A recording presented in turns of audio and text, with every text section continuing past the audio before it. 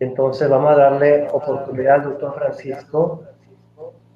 Ok, y vamos a cambiar la disposición. Ok, cuando usted quiera, doctor Francisco. Bueno, está bien. Sí. Eh, la metodología cualitativa es un modo de dirigir la investigación en función de la comprobación de las hipótesis y supuestos implícitos de la investigación, que no requiere necesariamente de la experimentación numérica, de los aspectos cuantitativos. Sin embargo, no los desecha, no los desprecia, porque puede ser un auxiliar en este proceso de lograr los objetivos, de dar cuenta pues, del objeto problema de investigación. Se parte del supuesto implícito de que la investigación en ciencias sociales es esencialmente cualitativa, por una razón muy sencilla.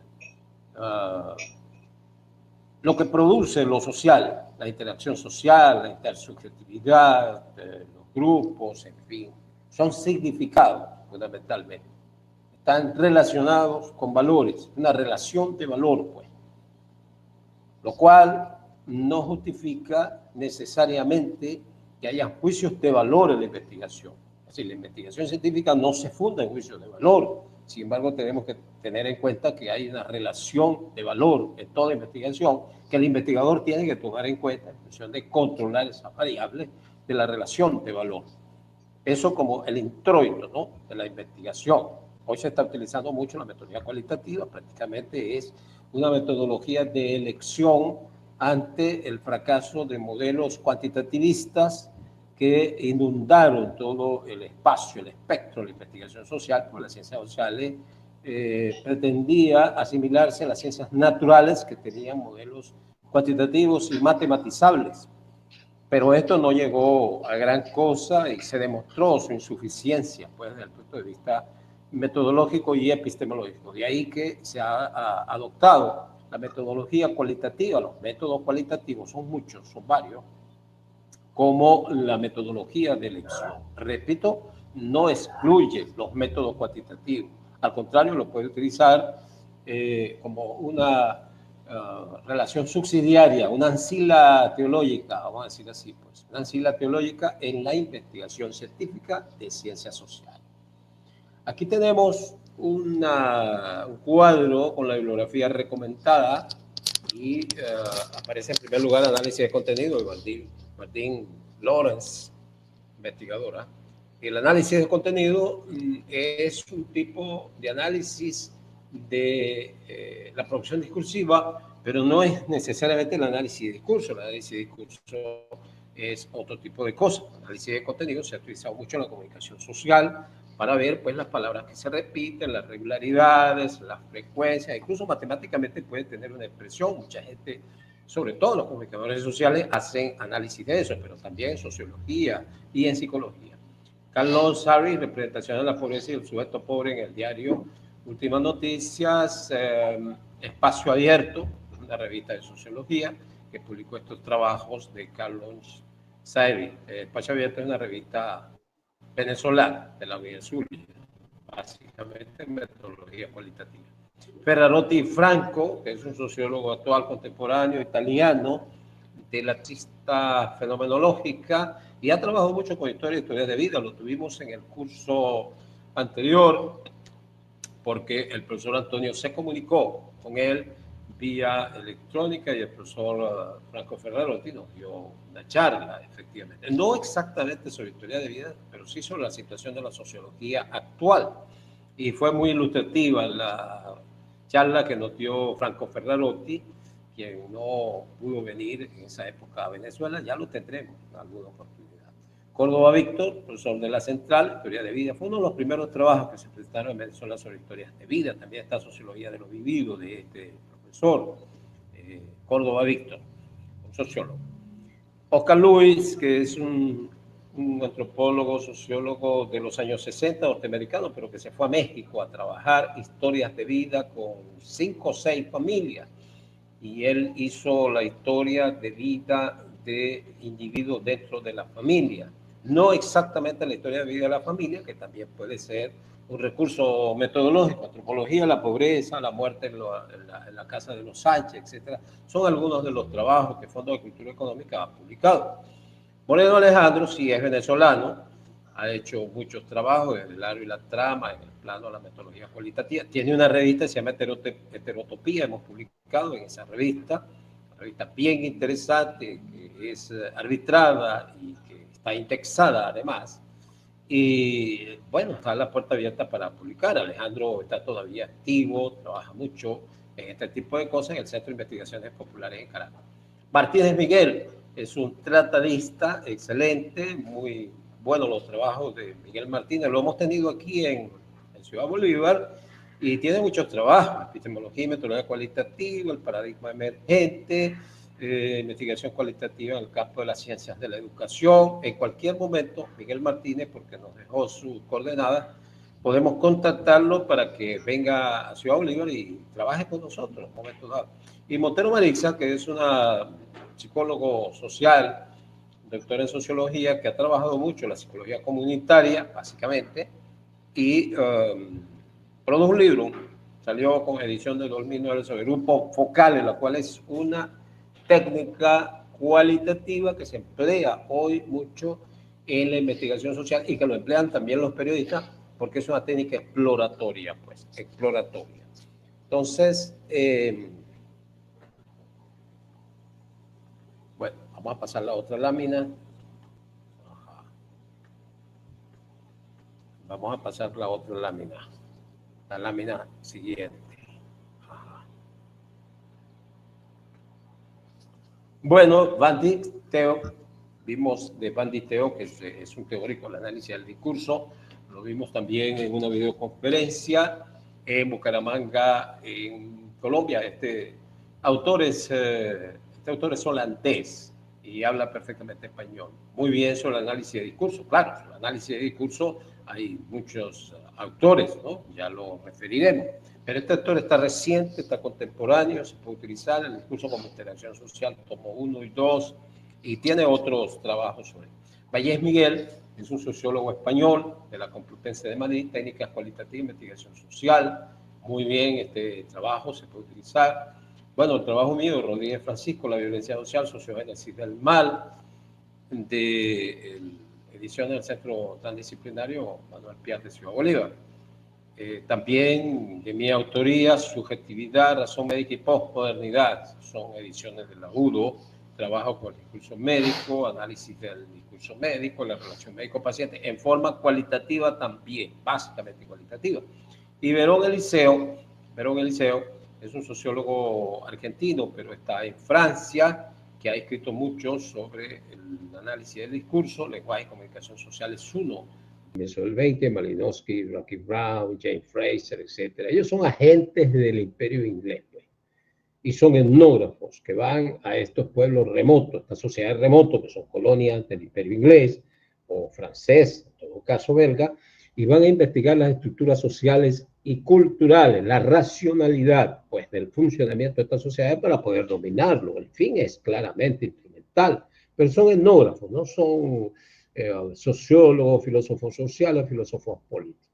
Luego caemos en el conductismo y el neoconductismo, que es una forma de positivismo también, porque ellos van orientados hacia los hechos, la conducta como un conjunto de hechos que son observables, que son medibles, que son constatables empíricamente. No hablan ellos de procesos subjetivos o de la conciencia. Eso era una psicología que había quedado atrás, animada por la filosofía del sujeto, de la conciencia, del idealismo clásico alemán. Esta psicología es empirista, es positivista, no es metafísica de acuerdo a la visión de ellos. Así tenemos Watson, estímulo-respuesta, por ejemplo, la conducta se produce por estímulo-respuesta. Hilgard, igual, las contingencias, pues, del estímulo-respuesta. Y Skinner, que es un autor contemporáneo, creo que murió en los años 90, fue invitado a Venezuela, no vino a un congreso, Y lo de Skinner era que había que ir a lo que se podía ver, medir, sopesar, cuantificar, porque las ciencias eran matematizables. Pues pues este caso de de esta, de este tipo de paradigma, pues, básicamente, ¿no? Ah, bueno, vamos a pasar la otra lámina. La otra lámina. Ah.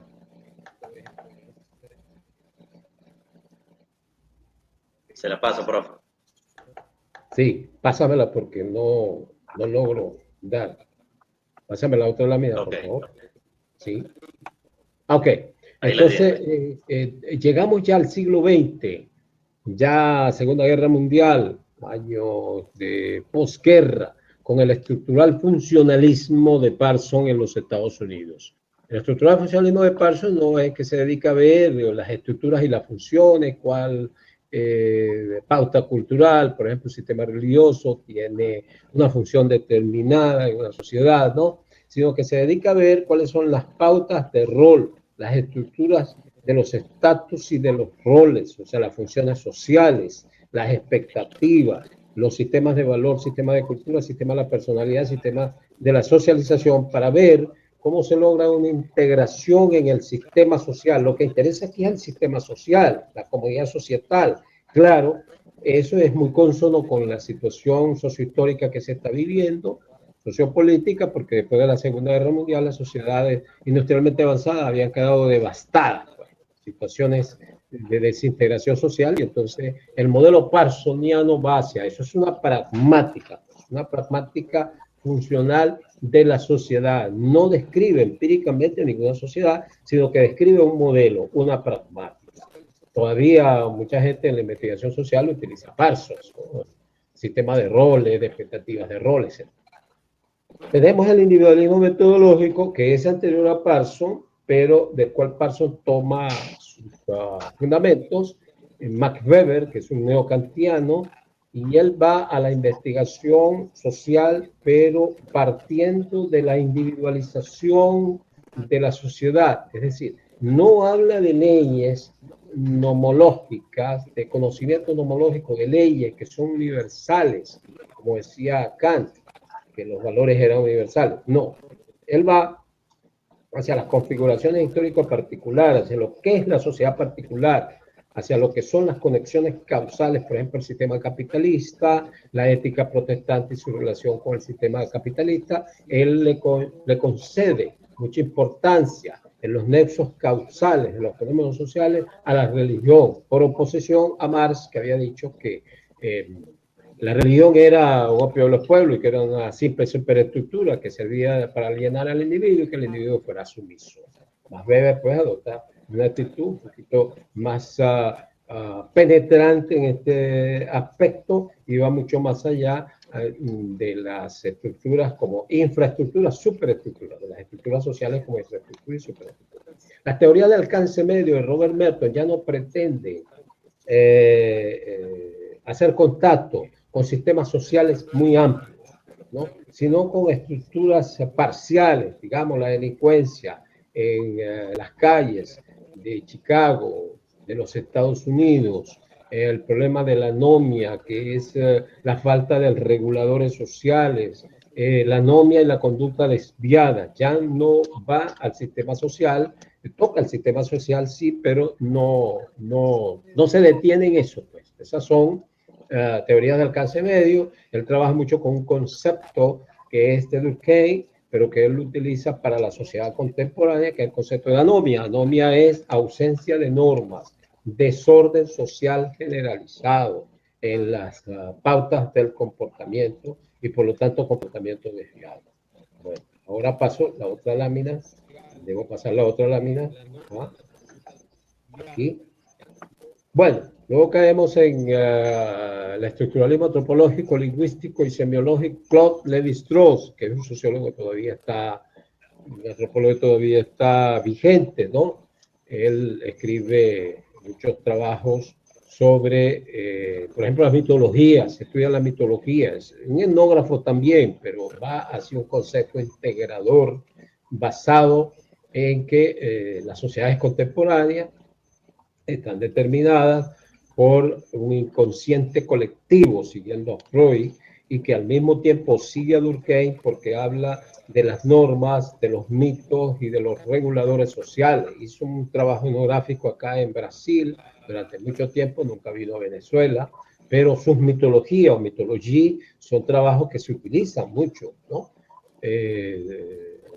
Tiene trabajos como, por ejemplo, antropología estructural.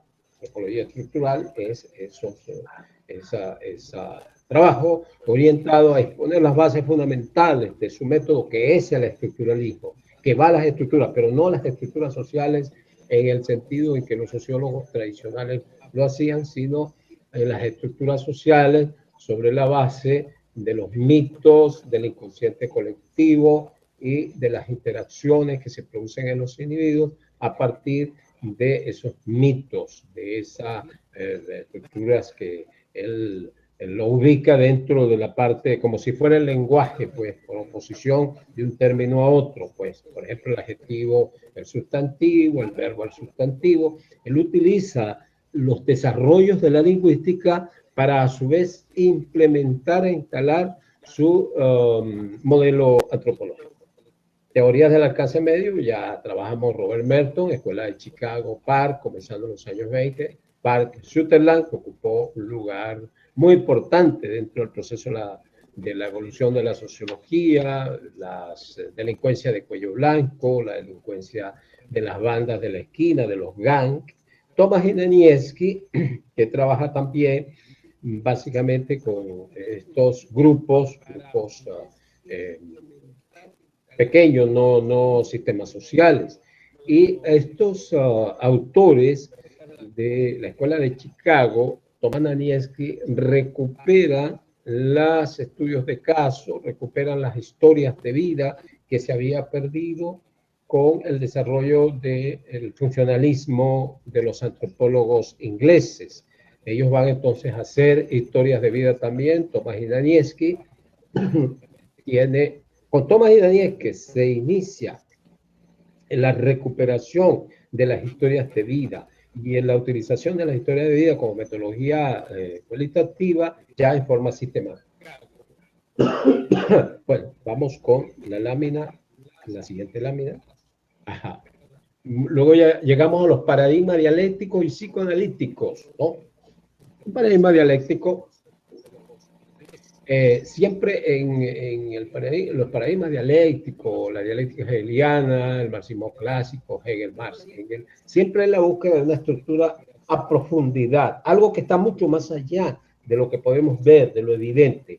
En Marx es la estructura económica, socioeconómica, el proceso del trabajo, ¿no? Es la base de todo lo que se produce, la infraestructura, de todo lo que se produce en la superestructura, el derecho, la religión, el arte, las representaciones colectivas, etc. ¿no?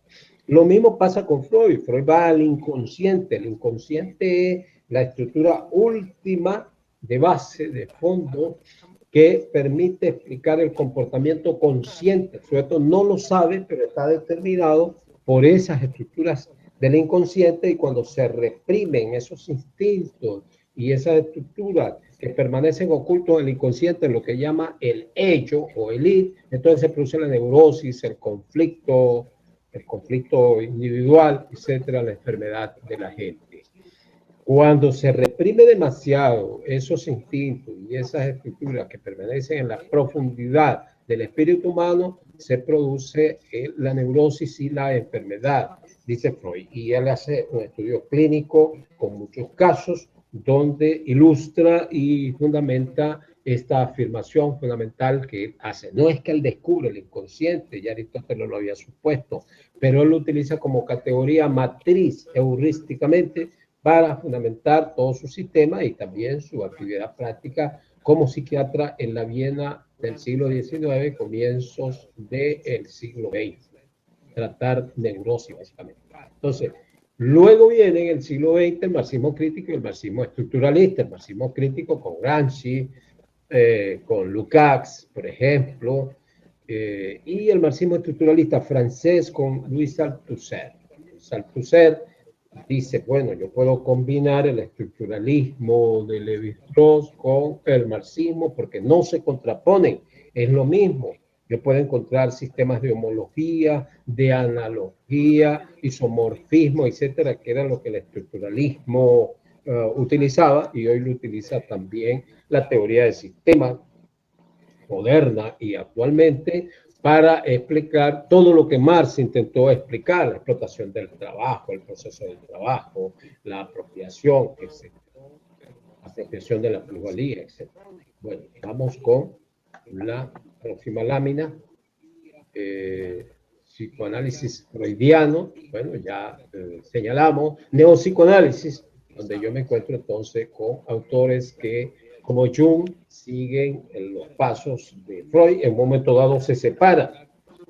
Entonces Freud, Horney, Reich y Lacan son émulos, son discípulos de Freud, pero que ellos se van separando con unas concepciones muy propias y muy particulares. Estos autores mayormente son alemanes, se van a los Estados Unidos. Bueno, no Lacan. Lacan es francés y permanece ahí. Lacan es más reciente, ¿no? Lacan trabaja básicamente con la semiología, básicamente con el lenguaje, ¿no? Y Freud, Horney, Reich, etcétera, trabajan con otro concepto. Más es un psicoanálisis social, va más al análisis de la sociedad, más que al análisis del inconsciente. Entonces, ya el psicoanálisis está tomando una orientación que es de posguerra, que no pertenece al análisis de los casos de la burguesía que estudiaba Freud en la Viena del siglo XIX, la sociedad victoriana, sino que van a una sociedad más compleja, más amplia, democrática, como son los Estados Unidos, y la sociedad industrialmente avanzada. Bueno, le damos a la... Ajá. Psicoanálisis más marxismo, teoría crítica de la sociedad, paradigma sociocrítico, Adorno, Horkheimer y Marcuse. Marcuse es lo que se ha denominado la escuela de Frankfurt, psicoanálisis más marxismo. Marcuse estuvo reciente, hasta hace poco, creo que murió en los años 70, y él fue el padre del Mayo francés, que se produjo en 1968 en la Universidad de París, con Eric Cambendix o Eric el Rojo. Aquí nos tocó con los procesos de renovación en la Escuela de Sociología, en la Escuela de Filosofía, en la Escuela de Psicología, de la Central, me estoy refiriendo, algunas otras universidades venezolanas, pero básicamente la Universidad Central. Adorno y Horkheimer, que eran alemanes también, que se habían ido a los Estados Unidos, ellos trabajan con una crítica fuerte de la civilización occidental capitalista, pero también de la sociedad que ha surgido como una solución a los problemas de la sociedad capitalista, que es la sociedad socialista. Entonces, es teoría crítica porque critica los fundamentos de la sociedad industrial moderna, de la ideología de la sociedad industrial moderna, no importando que sea capitalista occidental o sea la sociedad rusa socialista. Dice, es lo mismo, en el fondo es lo mismo. La misma ideología de la dominación, la misma ideología de la productividad, del sometimiento del trabajador, de la alienación y de la ideología. Por eso se ha denominado teoría crítica y se utiliza mucho hoy, lo que se denomina el paradigma sociocrítico. Pues se puede utilizar metodología cualitativa porque sería un punto de partida teórico y epistemológico para aplicar paradigmas cualitativos, métodos cualitativos en la investigación. El postestructuralismo, o sea, más allá del estructuralismo levi-straussiano y lingüístico, que es Lacan, trabaja básicamente con el inconsciente, la semiología, etc. Foucault, que trabaja básicamente con el lenguaje, el discurso, análisis de discurso. Foucault trabaja con el problema de la relación saber y poder, básicamente, ¿no? En Europa, no estuvo en los Estados Unidos, no trabaja desde los Estados Unidos, sino desde Europa.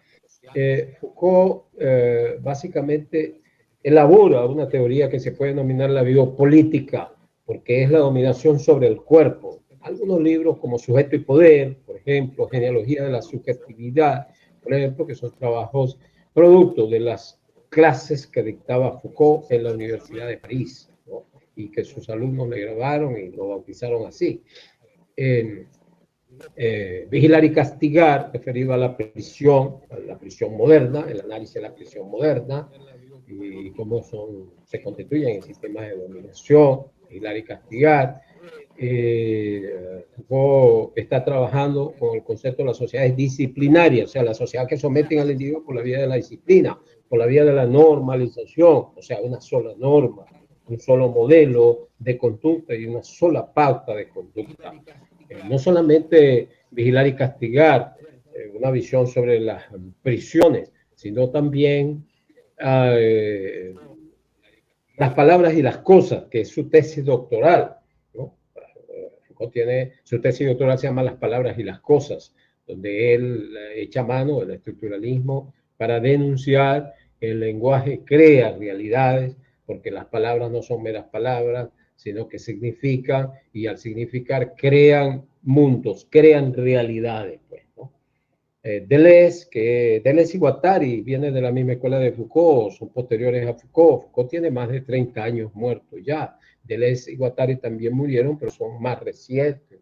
De hecho, Deleuze era muy amigo de Foucault, andaban juntos, y una vez hospitalizado Foucault, el hospital psiquiátrico que lo lleva es Deleuze. Pues, se ve la fotografía cuando Gilles Deleuze lleva a Foucault. Y Guattari, que trabaja junto con Deleuze, pero ya ellos trabajan sobre el concepto no de sociedades disciplinarias propiamente dichas, sino autodisciplinarias. Ya el control no está afuera, el control de las prisiones, el control de la escuela, de la familia, sino que el control está dentro. Pues son sociedades autodisciplinarias, las sociedades postindustrializadas, las sociedades actuales, las sociedades subdesarrolladas, ¿cómo quedan ahí? Bueno, tienden a adoptar también esos mismos modelos a través de la estructura mediática y la estructura de la comunicación colectiva. Bueno, vamos a pasar a la otra lámina. Paradigmas cualitativos propiamente dichos, o sea, son paradigmas teóricos que están, la de arriba, la primera que vimos,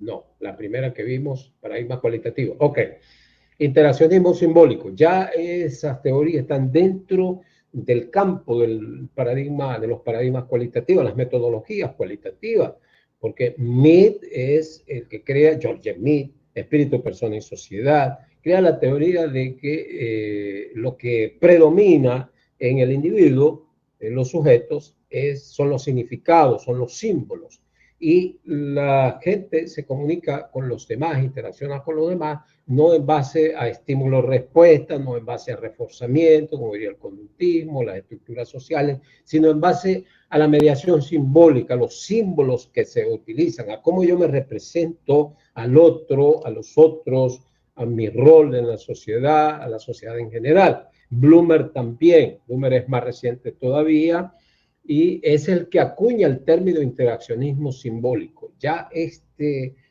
paradigma del interaccionismo simbólico está en el campo propiamente de la metodología cualitativa, porque de ahí se va directamente, ¿no?, a los estudios ya propiamente de grupo, de individuo, de los individuos, de las historias de vida, de los análisis de discurso, en fin, de las técnicas cualitativas propiamente dicho. La fenomenología, que es primero filosófica con Edmund Husserl, que trabaja no sobre metodología, sino sobre fundamentos filosóficos, digamos. La sociológica con Alfred Schut y Erving Goffman.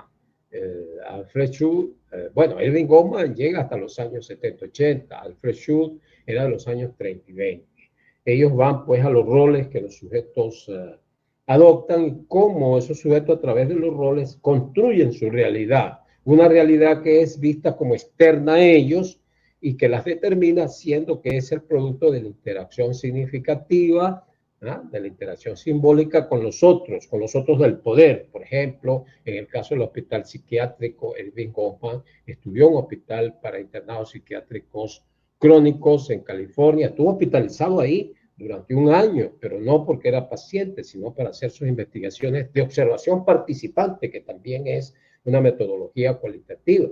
Y Alfred Schut trabaja con el concepto de mundo de vida en las estructuras del mundo de la vida, y donde él aplica la fenomenología, el modelo de matriz epistémica de la fenomenología a el estudio de la interacción social, de los diversos espacios que él denomina ámbitos finitos de sentido.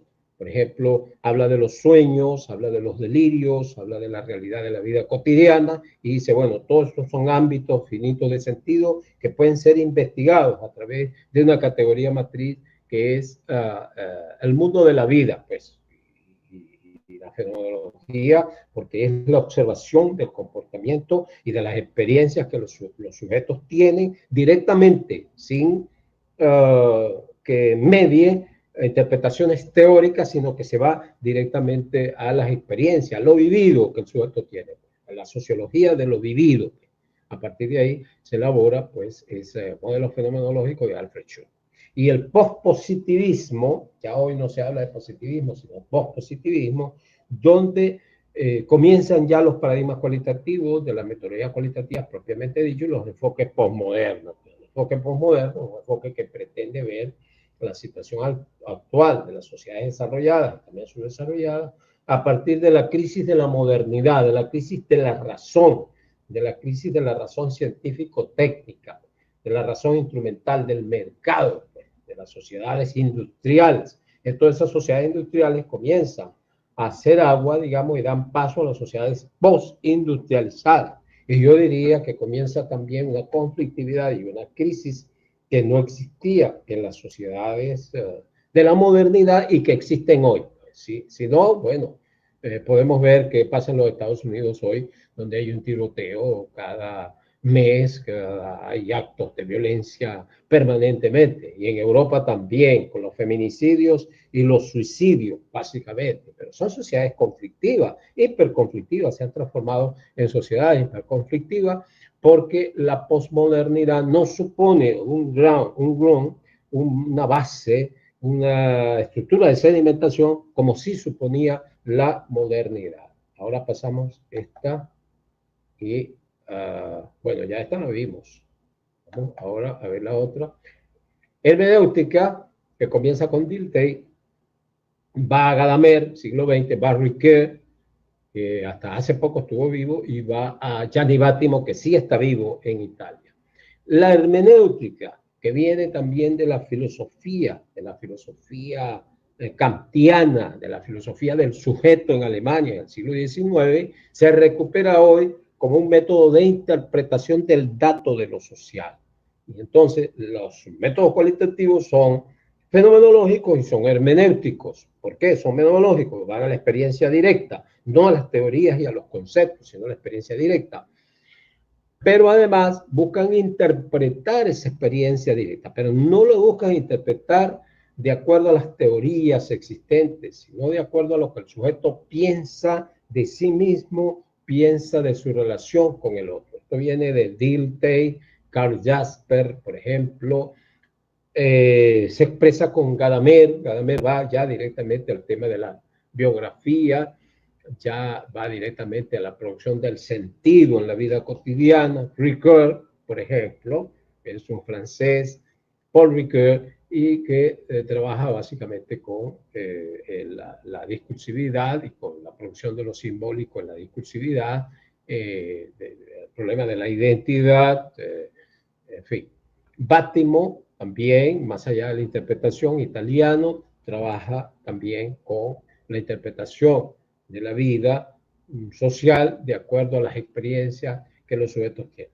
La reconstrucción sociohistórica de la subjetividad de Francisco Rodríguez es un intento por ver la subjetividad dentro del contexto de lo sociohistórico, o sea, la subjetividad no como estructura de propiedades intrapsíquicas que se va a detectar por introspección, sino las estructuras subjetivas a partir de cómo el individuo vive en una sociedad determinada, cómo se socializa, cómo nace en una familia, cómo adquiere su identidad fundamental en una familia, la escuela, la comunidad, la sociedad más amplia, el sistema social, etc., ¿no? Ahí entroncamos con todo el trabajo que elabora Ferrarotti en Historias de vida, donde él dice que el individuo es una síntesis compleja y muy variada la síntesis de complejidad del sistema social. A su vez, el sistema social contiene al individuo, los dos se contienen a sí mismos. Es una estructura de esferas concéntricas y no excéntricas. Y uno no puede decir que una cosa es el individuo y otra es el sistema social porque están fuertemente vinculados. Eso es lo que Marx, el marxismo clásico, no ve. ¿Por qué Marx no tiene una teoría del sujeto? No va al sujeto. Bueno, no tiene por qué irla, porque él lo que anda buscando son las estructuras de la producción que producen la explotación, que producen la plusvalía. Aquí, en este tipo de sociología del siglo XX, ya para el siglo XXI, porque Ferrarotti está vivo todavía, y este trabajo lo hicimos nosotros, esto de reconstrucción sociohistórica de la subjetividad, lo hemos hecho también en el siglo XX, hemos trabajado con pacientes psiquiátricos, con pacientes de enfermedades crónicas, hemos trabajado con reclusos de la cárcel, y hemos encontrado que efectivamente la subjetividad del individuo, de los grupos, también una subjetividad del grupo, de la familia, está vinculada con el medio sociocultural circundante, con las estructuras sociales que el individuo internaliza, hace suyo, subjetiviza a través del proceso de socialización, a través del proceso de endoculturación, es decir, de aculturación dentro o de transculturación dentro de la misma sociedad. Seguimos entonces con métodos y técnicas cualitativas, métodos etnográficos, historia de vida, individual, familiar. Digo individual, pero también digo familiar. Y cito a Ferrarotti porque Ferrarotti es un actor actual, contemporáneo, ha trabajado mucho en las historias de vida.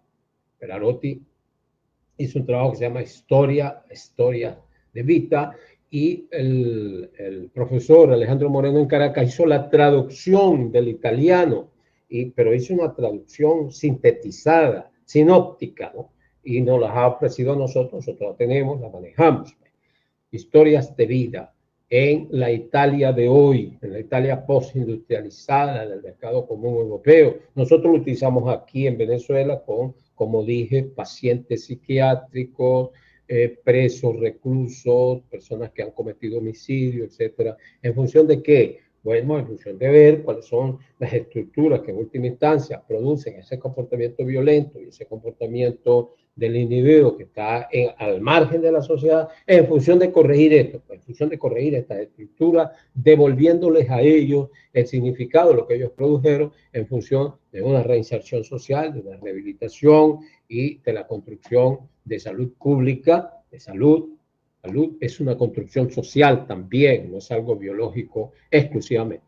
Modelos participativos, investigación, acción participativa, bueno, que tiene su origen en Kurt Lewin, teoría del campo, un alemán, Kurt Lewin, a comienzos del siglo XX, pero que en América Latina, Ezequiel Anderek y Falborda es un colombiano que ha venido a Venezuela, ha trabajado con comunidades, con Poxilova en Colombia, en la costa colombiana, y él trabaja con estos modelos de participación-acción. Pues, bueno, si usted quiere conocer mejor la realidad social de una comunidad, bueno, métase con esa comunidad, haga observación participante, o sea, viva con ellos, como hizo Caluy, que vivió con las familias que estudió en México, Puerto Rico, etcétera, pero a su vez, si usted tiene la intención de cambiarlo, entonces utilice estos modelos de tipo acción participativa, IAP, que se llama hoy por sus siglas en español, investigación, acción participativa, porque el objetivo de usted es cambiar la situación, no solamente conocer, sino cambiar, es conocer para cambiar. Seguimos entonces con, bueno, ya esto lo vimos, vamos a darle a la otra. Ajá. Esto y tenía cualitativa. No, metodología de Garfinkel. Garfinkel es un autor que escribe sobre lo conversacional, el individuo común, del sentido común, el sentido que comparte la gente, y va hacia la explicabilidad que la gente da, que los individuos dan acerca de sus comportamientos y cómo esto condiciona el comportamiento de los otros porque se convierte en una realidad objetiva para ellos, a partir del cual el otro reacciona con respecto a lo que el sujeto primero ha elaborado como explicación de sus comportamientos, ¿no? Lo encontramos en la conversación diaria, como en la conversación diaria se traslucen, circulan muchos significados, muchos símbolos de lo que es la sociedad, de lo que es el comportamiento social, y cómo esto adquiere una objetividad que condiciona y determina el comportamiento del otro. Esta es la enometodología de Garfinkel. También está como técnica cualitativa el análisis de discurso de Verón. Eliseo Verón, un argentino que vive en París. Foucault también, que en su arqueología del saber estudia el discurso médico. Yo he hecho trabajos sobre el discurso médico, tengo libros publicados sobre el discurso en la relación médico-paciente, el discurso del paciente básicamente, pero también el interdiscurso, la interdiscursividad. Bueno, la relación médico-paciente es una relación social.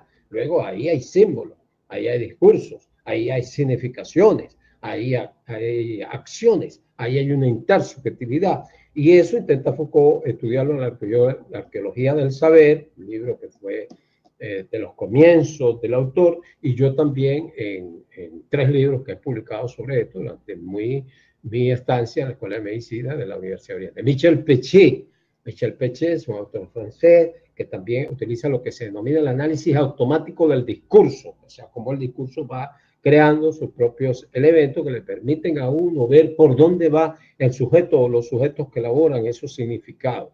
Los grupos focales, Marixa Montero, aún viva, profesora de la Central, ha utilizado mucho, se utiliza mucho en el periodismo, en la mercadotecnia, pero básicamente es una tecnología cualitativa en las ciencias sociales y sirve para comenzar la investigación. Tiene un carácter exploratorio, no profundiza, simplemente detecta la opinión o las actitudes que la gente tiene acerca de un fenómeno determinado.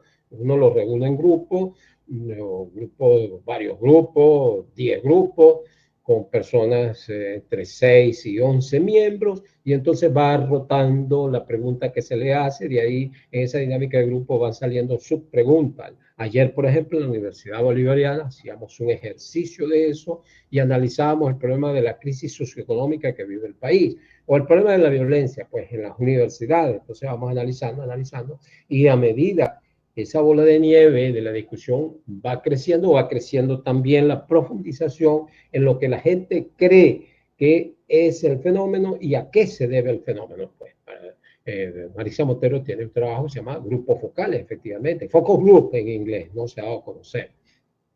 Grupos de discusión, análisis de grupo de discusión de Bayes, yo lo utilizo también como un medio de obtener conocimiento y también socioterapéutico, digamos. Se discute, por ejemplo, el problema de la crisis familiar.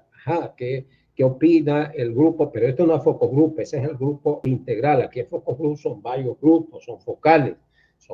Pero aquí en grupo de discusión es un grupo permanente que discute durante un tiempo limitado, eso sí, un problema determinado. ¿A qué se debe la inseguridad en el barrio? Pues en el barrio, un barrio determinado de Ciudad Bolívar, de Caracas, y entonces se articula una tela de araña, digamos así, un hilo rojo de Ariadna, una estructura acerca de qué opina la gente sobre el problema, y de lo que opina la gente sobre el problema nosotros podemos conocer cuáles son los nexos causales del problema, porque la metodología es fenomenológica, no se olviden de eso. Valle lo propone, un sociólogo español, está vivo todavía, pero nosotros le hemos dado la orientación acá, digamos, en estos chaparrales, en estos medios subdesarrollados, de grupos, análisis de grupo de discusión crítica, análisis de grupo de discusión crítica. Dinámica de grupo de discusión crítica, así lo denominamos, pero la teoría viene de Bayet, se puede utilizar como metodología cualitativa para buscar, comprobar una hipótesis acerca de un problema. Lo utilizó el profesor Leonardo Maestre en su tesis doctoral que presentó con la vulnerabilidad de las mujeres, de la mujer popular, pues, con respecto a la violación de sus derechos humanos. Bueno, reconstrucción sociohistórica de la subjetividad, que ya lo hemos dicho, lo hemos mencionado, y que es de mi autoría. Creo que hasta aquí llegamos con esta primera parte de fundamentación teórica. Pues, si hay alguna cosa, alguna pregunta o algo, podemos contestarlo, si hay algún comentario, etc. 11, 17, creo que. Ya.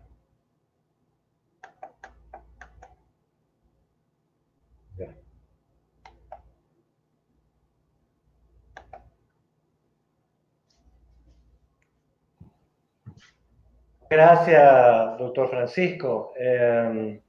Realmente muy interesante el discurso y la elaboración de las láminas que usted estaba ahí mostrando.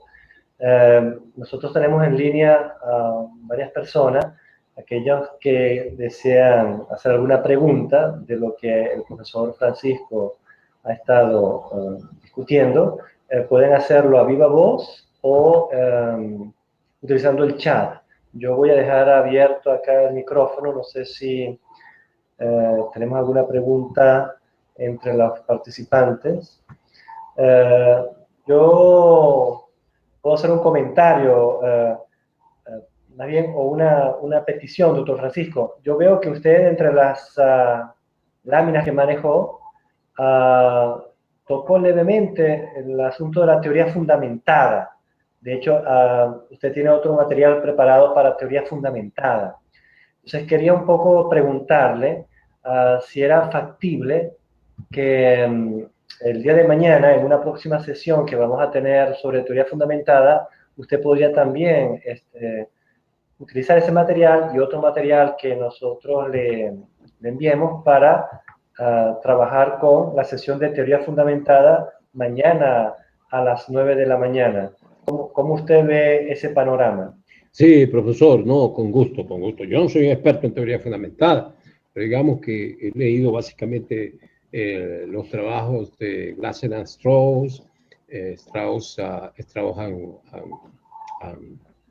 bueno, los autores que trabajan teoría, Colvin, Strauss and Colvin, ajá, en la Universidad de Antioquia en Colombia tiene ese trabajo preparado. Y podemos trabajar un poco sobre eso porque últimamente se está utilizando mucho la teoría fundamentada, que es la fundamentación directa, teórica y epistemológica de la Atlas-T. El Atlas-T surge en Alemania, pero como una especie de producción, de producto directo de la teoría fundamentada de estos autores, Glasser and Strauss, Strauss and Colvin, ¿no?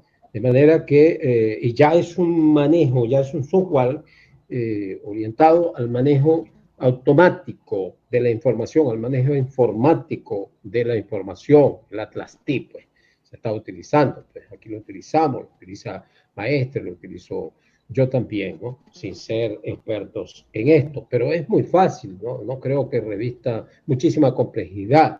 Lo difícil es elaborar una teoría sobre esto, ¿no?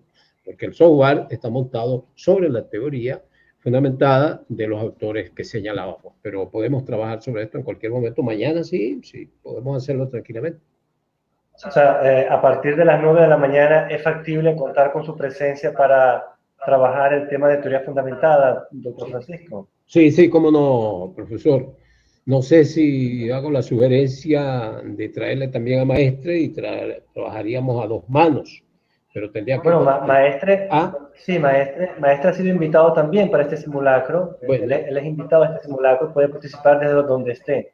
bueno, yo puedo entonces contactarlo y confirmarle que mañana vamos a venir para acá para comenzar a las 9, comenzando a las 9. Pues. Sí, la idea es comenzar a las 9 para aprovechar el tiempo. La otra cosa es que a la 1 debería estar el licenciado Giovanni Palacio, quien está conectado en esta sesión, y él nos va a hablar acerca precisamente de ese software, de Atlas-T. Bueno.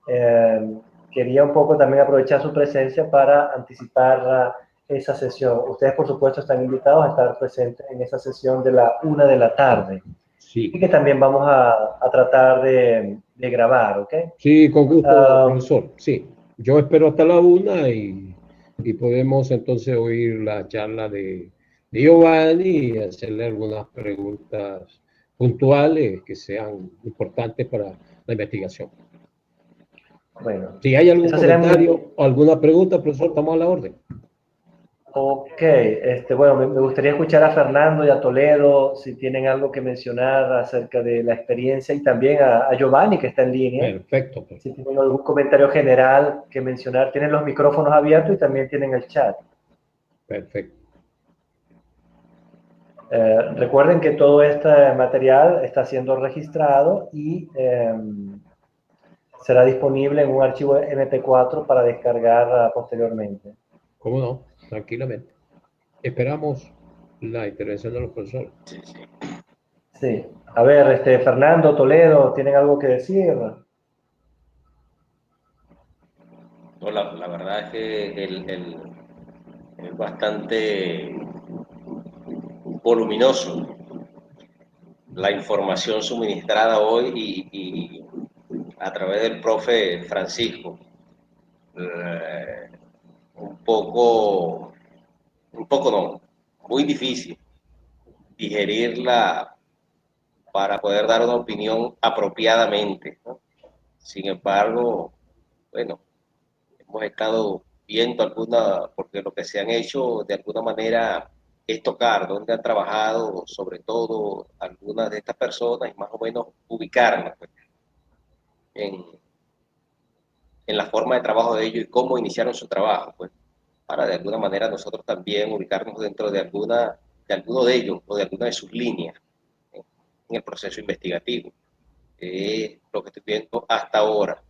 Sin embargo, creo que necesito un poco más de tiempo para poder uno asimilar y poder hacer preguntas pertinentes.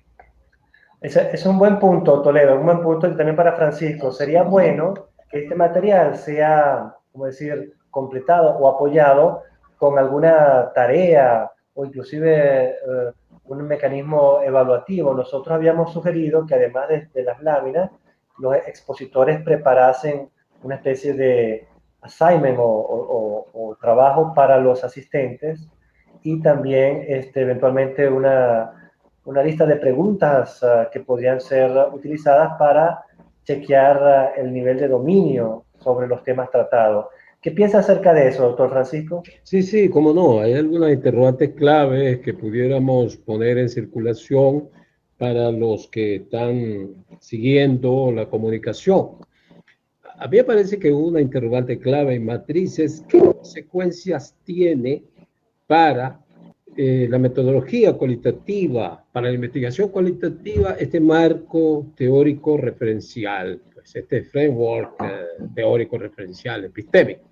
¿Qué consecuencias tiene? ¿Cómo ve el cursante una relación directa, digamos, de nexos causales entre todo este aparataje, digamos, teórico epistémico y la metodología cualitativa? ¿Cómo me puede a mí servir esto? ¿Cómo desemboca? ¿Cuáles son las consecuencias? Esto. Por otro lado, podríamos hacer una pregunta de control, y es que hay contradicciones entre la metodología o los métodos cuantitativos y los cualitativos. Hay contradicciones flagrantes. Por supuesto, hay tensiones, eso es lógico, hay tensiones, y tensiones esenciales. Pero habrá contradicciones, y si hay contradicciones, ¿cuáles serían estas contradicciones entre los métodos cualitativos y los métodos cuantitativos? Necesariamente, los métodos cualitativos están cerrados, los métodos cuantitativos. No hay una otra relación, por ejemplo, de complementariedad entre unos métodos y otros. Y luego, ¿qué autores, qué autores venezolanos hoy trabajan eso, están trabajando eso? ¿Qué producciones actuales se están produciendo y sobre qué temas específicos de la realidad social y de la conflictividad social se están objetivando, se están produciendo con la metodología cualitativa, ¿no?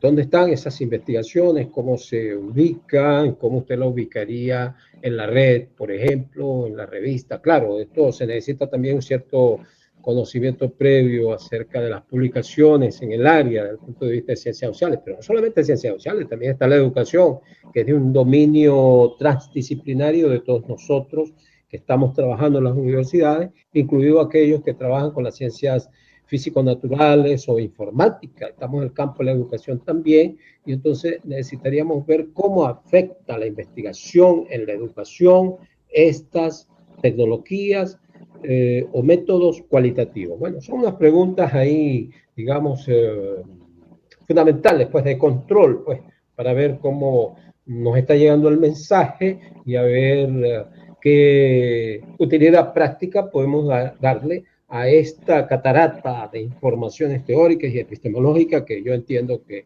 si una persona no está en este estado del arte no lo puede dirigir así tan fácilmente, produce una diabetes informativa, digamos así, conceptual. Pero aquí estamos para aclarar algunas cosas, bueno, en la medida de lo posible, y no tengo ningún inconveniente en responder a las preguntas que se me hagan. Profesor Atoy. La batería está agotándose. Dice